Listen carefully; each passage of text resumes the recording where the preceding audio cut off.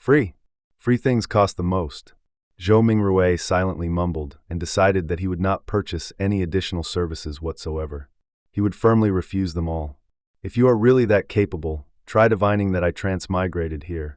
With this in mind, Zhou Mingrui followed behind the woman whose face was painted red and yellow, stooping low to enter the low tent. The tent's interior was extremely dark, illuminated only by several beams of light that managed to seep inside. A table covered with paper cards could be made out faintly in the low illumination. The woman with the sharp pointy hat was not affected by this at all. Her long black dress glided as though it was moving over water while she went around to the table. She sat on the opposite side and lit a candle. The dim yellow light flickered, causing the inside of the tent to appear bright and dark at the same time. It instantly added a much more mysterious feel to the atmosphere. Zhou Mingrui sat down quietly, his gaze sweeping over the tarot cards on the table where he discovered familiar cards like the Magician, the Emperor, the Hanged Man, and Temperance, etc. Could Roselle have been a senior? I wonder if he was also a fellow countryman of mine. Zhou Mingrui mumbled to himself subconsciously.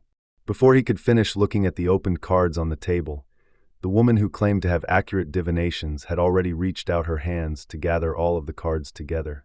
She stacked them into a deck and pushed it in front of him. "Shuffle the cards first and cut the deck," the circus fortune teller said in a muted voice. "Me? Shuffle?" Zhou Mingrui asked reflexively. The yellow and red paint on the fortune teller's face squirmed together as she revealed a slight smile, saying, "Of course, everyone's destiny can only be unraveled by themselves. I only serve as a reader of it." Zhou Mingrui immediately questioned her warily. "This reading does not require additional fees, right? As a keyboard folklorist, I've already seen too many of such tricks."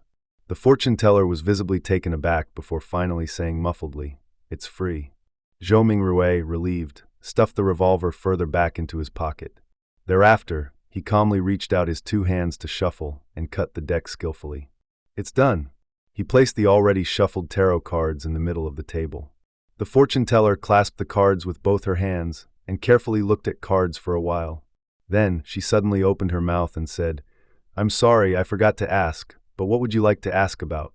Back when he was wooing his first love, Zhou Mingrui had also done research on tarot cards. He asked unhesitatingly, past, present, and future. This was a type of divination as part of tarot card interpretation.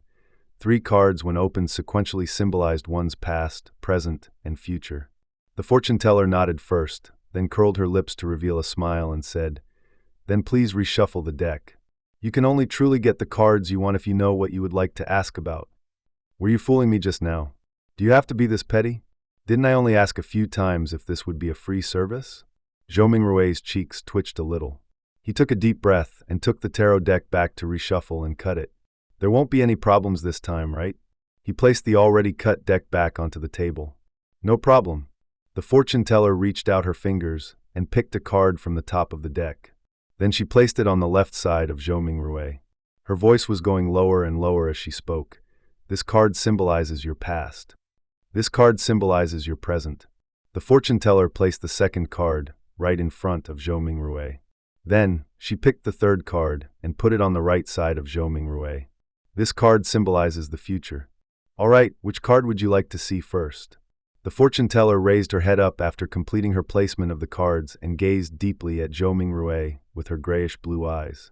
"I'll have a look at the present first," Zhou Mingrui said after giving it some thought.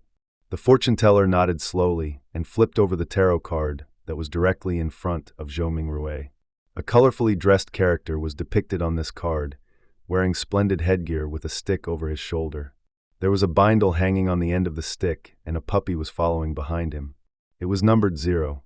"The Fool," the fortune teller lightly read out the name of the card with her grayish-blue eyes affixed on Zhou Mingrui. "The Fool? The 0 card of tarot? A start? A fresh beginning with all kinds of possibilities?"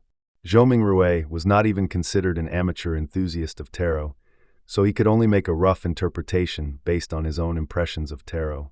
Just as the fortune teller was about to say something, the cloth curtains of the tent were suddenly lifted open. The ray of sunlight that shone in was so blinding that it caused the back-facing Zhou Mingrui to instinctively narrow his eyes. "Why are you impersonating me again?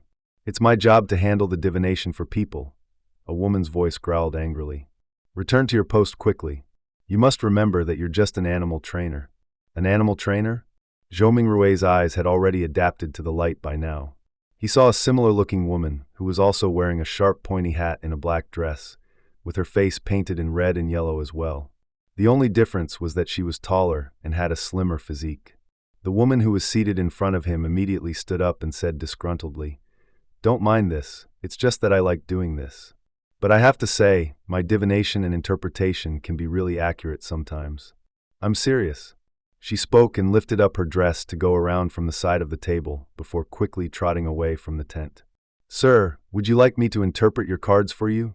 The real fortune teller looked at Zhou Mingrui and asked with a smile. Zhou Mingrui's lips twitched and asked her sincerely, "Is it free?" "No," the real fortune teller answered. "Then forget it." Zhou Mingrui pulled his hands back and put them into his pockets.